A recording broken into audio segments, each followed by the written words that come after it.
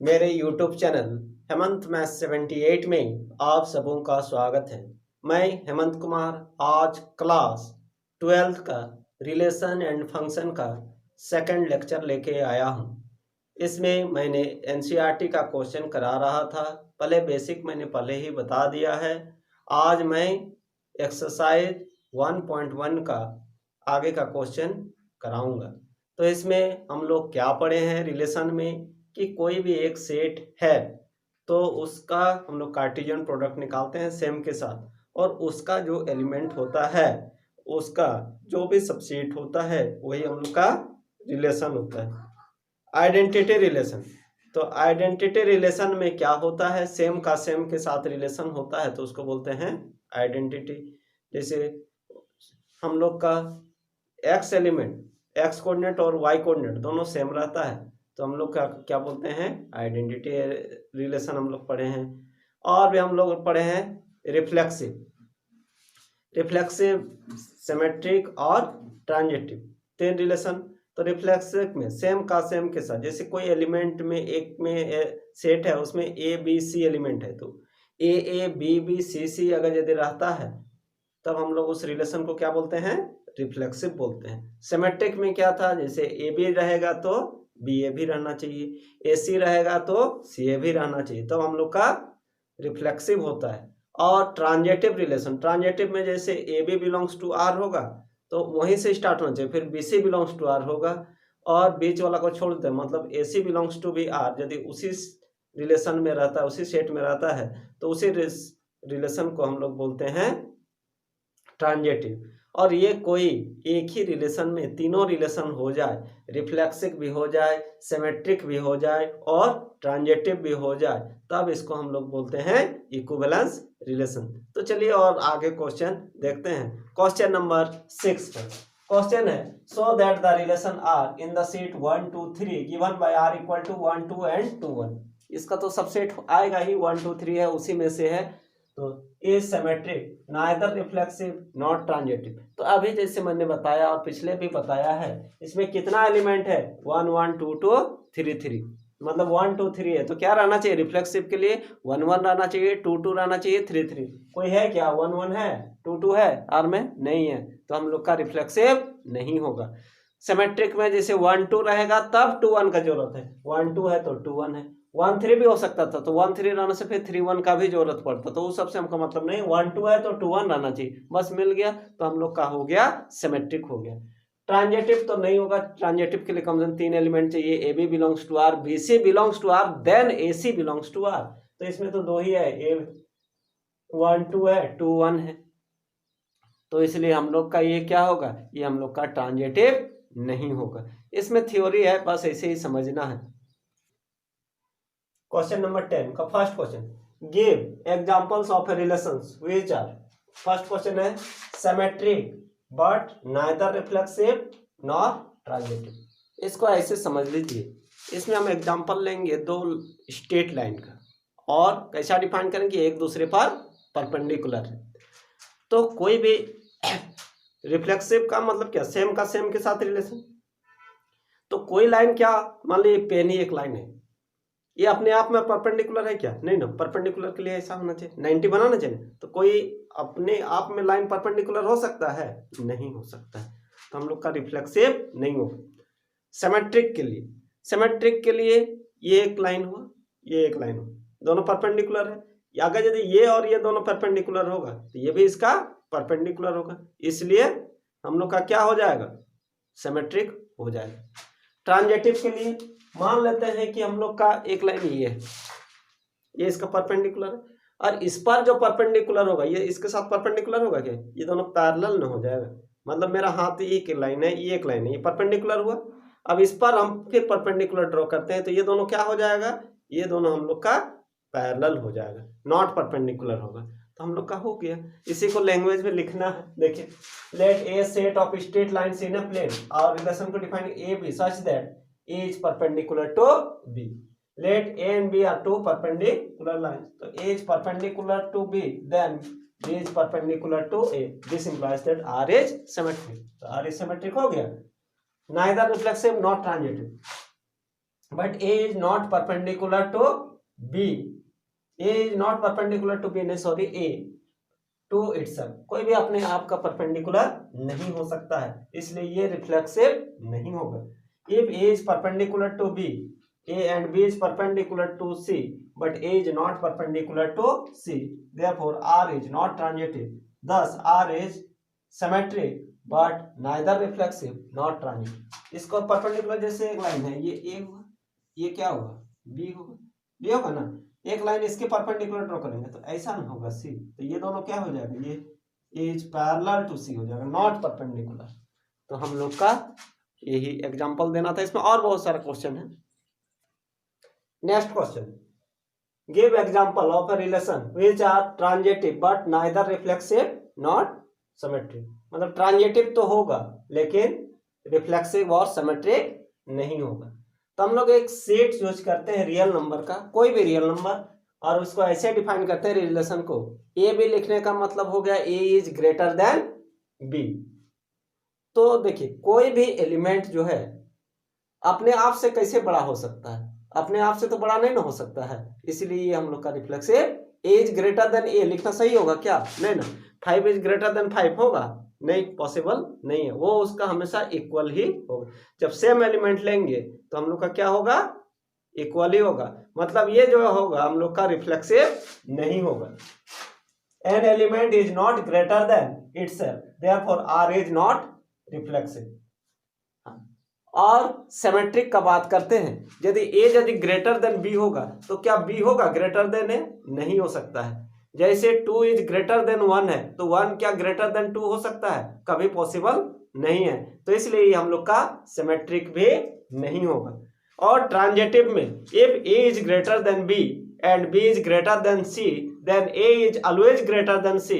Example को इसको ऐसे समझ लीजिए, जैसे 2 यदि 3 से, चाहे बड़ा नंबर पहले ले लेते हैं, 5 यदि 3 से बड़ा है और 3 यदि 1 से बड़ा है तो ऑब्वियसली 5 जो होगा वो 1 से बड़ा ही होगा। मतलब ये जो रिलेशन हम लोग का होगा रिफ्लेक्सिव नहीं होगा, सिमेट्रिक भी नहीं होगा, बट ट्रांजिटिव होगा। मतलब रिलेशन को ऐसे चूज करना है जो इस कंडीशन को फॉलो करे। मतलब हम लोग को ऐसा एग्जाम्पल लेना है कि रिफ्लेक्सिव भी ना हो, सिमेट्रिक भी ना हो, बट ट्रांजिटिव हो।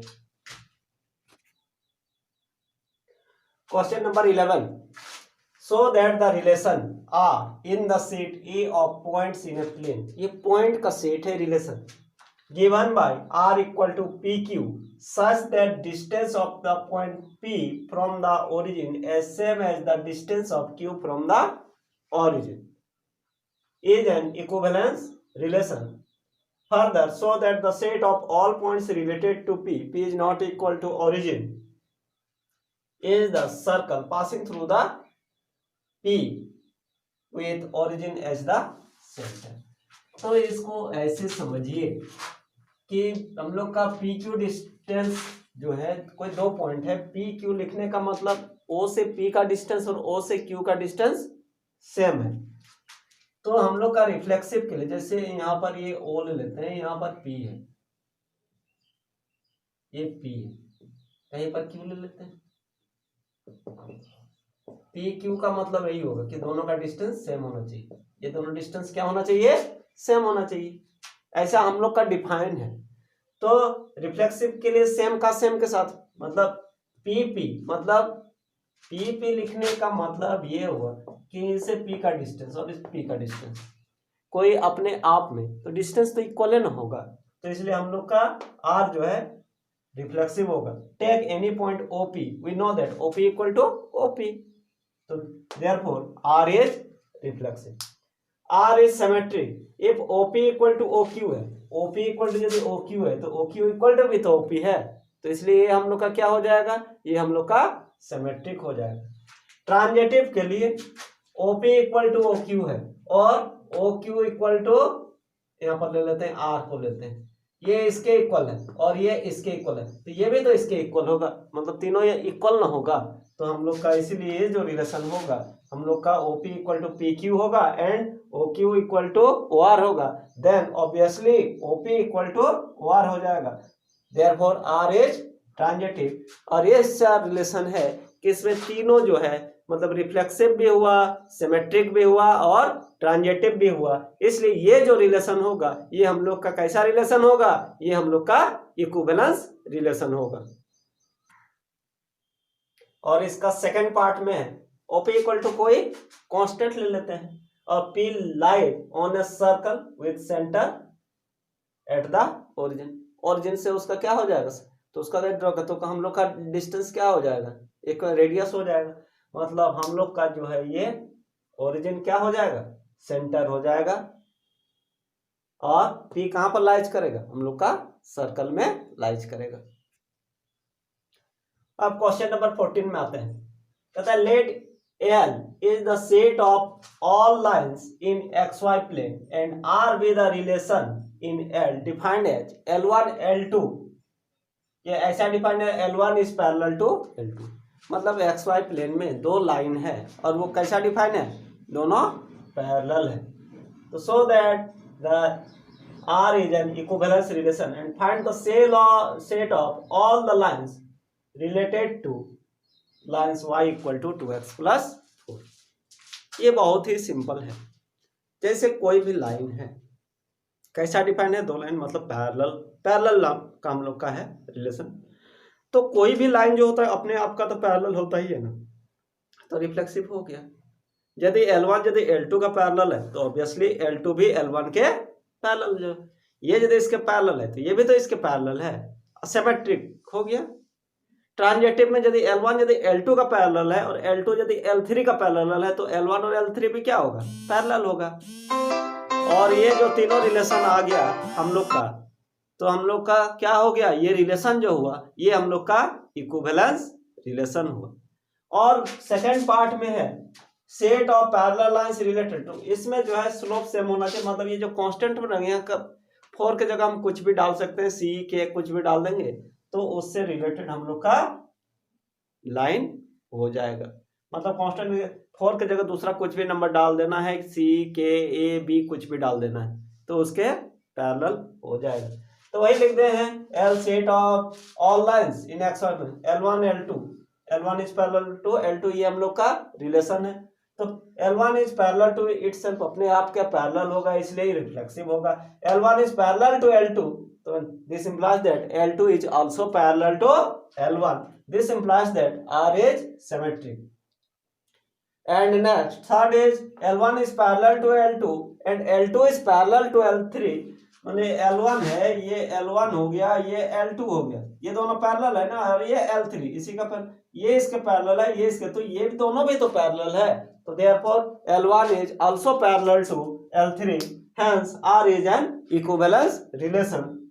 And set of parallel lines related to y equal to 2x plus 4 is y equal to, ये x और y के कोफिशिएंट को चेंज नहीं करना, बाकी को दूसरा कुछ भी डाल देना है, कोई भी constant C K A B कुछ भी डाल दीजिए, आपका जो हो जाएगा उसके पैरेलल लाइंस हो जाएगा। उसका डिफरेंट वैल्यू पुट करते जाएंगे, हम लोग का डिफरेंट लाइन होगा लेकिन सब एक दूसरे के पैरेलल होगा। Question number 16, let R be a relation in the set n, n stand for natural number, n किसके लिए यूज करते हैं, नेचुरल नंबर के लिए, मतलब 1 से स्टार्ट होगा, 1 2 3 4 ऐसे करके। Given by R equal to AB such that A equal to B minus 2 and B is greater than 6, choose the correct answer. Option से ही चलते हैं, तो B is greater than 6, greater than 6। तो अगर यदि हम लोग का 4 है तो यहाँ यदि 6 डालते हैं तो 6 तो डाल ही नहीं सकते हैं, क्योंकि B को क्या लेना है, 6 से बढ़ा लेना है। B को क्या लेना है, 6 से बढ़ा लेना है। तो अगर यदि हम लोग यहाँ पर B जो है, B हम लोग का क्या है, B हम लोग का यहाँ पर 4 है, B हम लोग का 4 है, ये हम लोग का 8 है, ये हम लोग का 8 है। तो देखते हैं 8 minus 2, 8 minus 2, A equal to क्या है, B माइनस 2 ना, तो 8 माइनस 2 कितना आया, 6 आया। तो 8 रहने से कितना आ रहा है, 6, ये भी नहीं होगा, ये भी नहीं होगा। अच्छा यहाँ पर देखते हैं A equal to B minus 2 है ना, तो 8 डालते हैं तो 8 माइनस 2 तो कितना आया 6। तो यहाँ पर 6 होना चाहिए, 6 8, हाँ 6 8 है और वो भी नहीं होगा, तो हम लोग का मिल गया। तो हम लोग का ऑप्शन क्या हो जाएगा, सी हो जाएगा। सीधे सी बात है, इसमें बैठाना है, ये बी का प्लेस है ना, इसको बैठाना है कि इसमें a equal to b, a b minus 2, मतलब b के जगह ना प्लेस वाला पे यहाँ पर बैठाते जाइए 4 8 8 7, और किसमें बैठाने से हम लोग का a के इक्वल आ रहा है, मतलब फर्स्ट कोऑर्डिनेट के इक्वल आ रहा है, तो c वाला में आ रहा है। तो हम लोग का करेक्ट आंसर जो होगा हम लोग का क्या होगा, हम लोग का सी होगा।